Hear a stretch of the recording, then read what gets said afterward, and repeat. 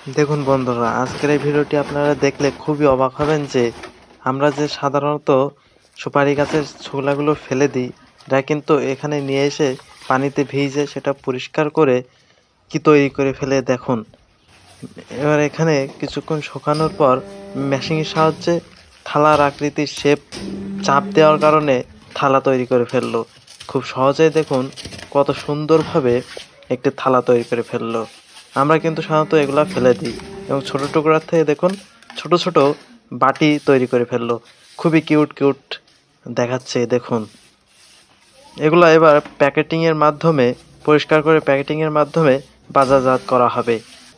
দেখুন দেখতেও খুবই অসাধারণ, খুবই চমৎকার এবং বাটিগুলোও কিন্তু খুবই কিউট এবং গর্জিয়াস। এগুলো এবার প্যাকেটের মাধ্যমে বাজারে সাপ্লাই দেওয়া হবে। আমাদের ভিডিওগুলো ভালো লাগলে অবশ্যই চ্যানেলটি সাবস্ক্রাইব করে রাখবেন।